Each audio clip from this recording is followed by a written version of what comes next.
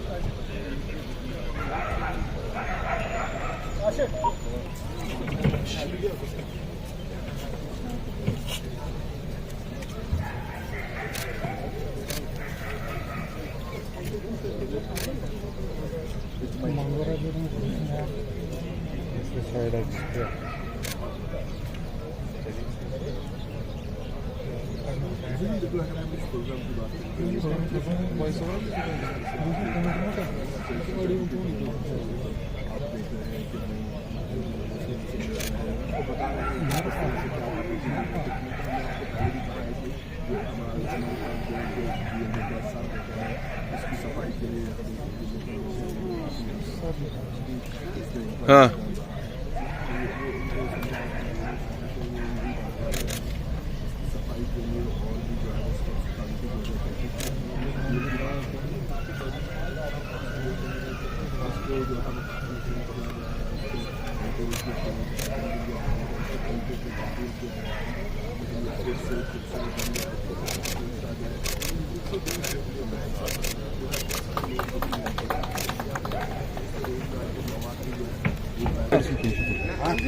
बस बस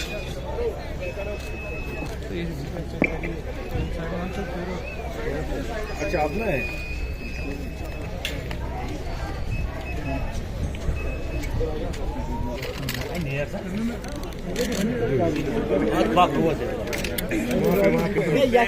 Scott University, a very warm welcome to the celebration of environment. I will सिर्फ अंधेरे से है, हवा तो बेवजह ही मेरे खिलाफ है। हवा से कह दो कि खुद को आजमा कर दिखा।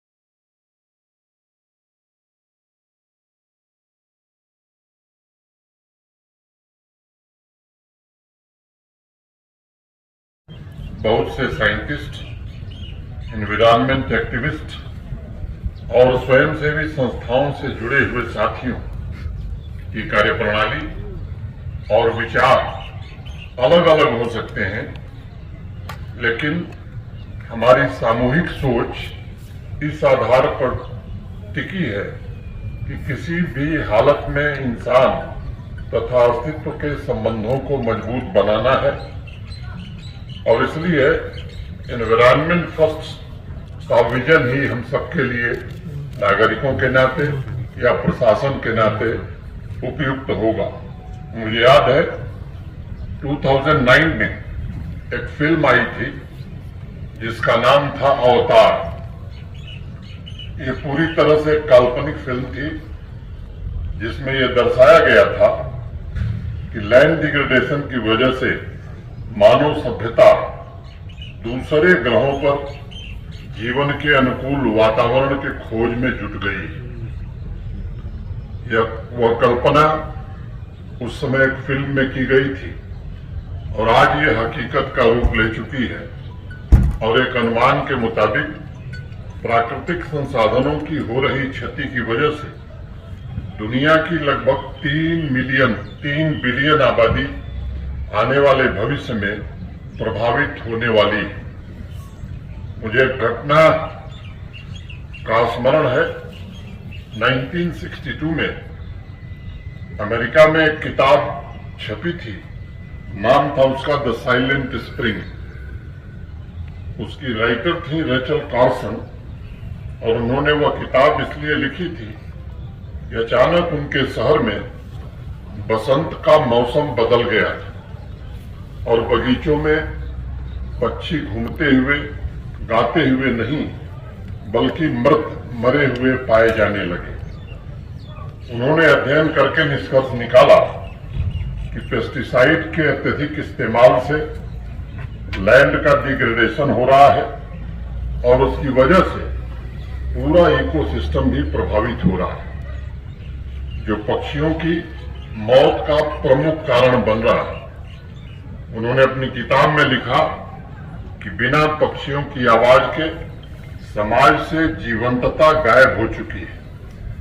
उस किताब के आने के बाद बड़ा हंगामा हुआ, वहां अनेक सेमिनार आयोजित किए गए और लोगों ने पहली बार यह स्वीकार किया कि मानव समाज और इकोलॉजी ये अलग अलग नहीं है बल्कि एक दूसरे से गहरे रूप से जुड़े हुए हैं। और मुझे लगता है कि जीवन को इंटीग्रेटेड रूप में ही देखा जा सकता है, उसे अलग अलग देखे जाने की संभावना बहुत नगण्य होती है। और इसलिए आज वर्ल्ड एनवायरनमेंट डे के अवसर पर जमीन और उससे जुड़े संसाधनों को सुरक्षित एवं संरक्षित रखने का संकल्प सबको लेना होगा। अभी जो बच्चा हम सबके सामने कह रहा था उसने ठीक कहा, ये जो परिवर्तन शब्द है ये प्रथम पुरुष एक वचन का है।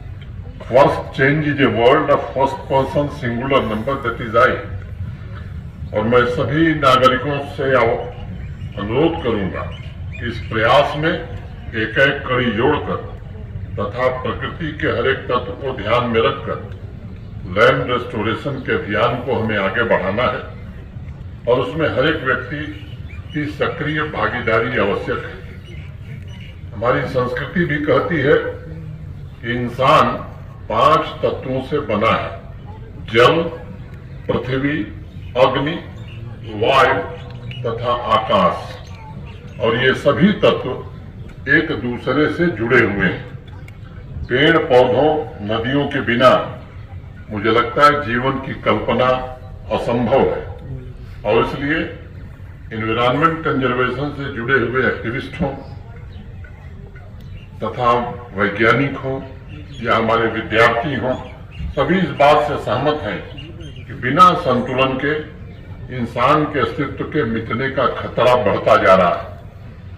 यूनाइटेड नेशंस के क्लाइमेट चेंज पैनल के मुताबिक अगर अगले 10 साल के भीतर हमने बदलते हुए एनवायरनमेंट तथा बायोडाइवर्सिटी के नुकसान को रोकने में सफलता नहीं हासिल की तो ये अपरिवर्तनीय हो जाएगा, इरिवर्सिबल हो जाएगा। यानी एनवायरनमेंट को हो रहे नुकसान को रिवर्स करना असंभव हो जाएगा। हमें यह भी याद रखना होगा कि जब से ग्लोबल वार्मिंग की वजह से क्लाइमेट में हो रहे परिवर्तन की मॉनिटरिंग की जा रही है, तब से लेकर वर्तमान की स्थिति में फर्क आया है। कुछ वर्ष पहले एक रिपोर्ट छपी थी जिसमें साइंटिस्ट के ग्रुप ने लिखा था कि अगर सिर्फ 50 साल के आंकड़े पर ध्यान दिया जाए तो पूरे विश्व में जीवों की प्रजातियों में 70% तक की कमी आई।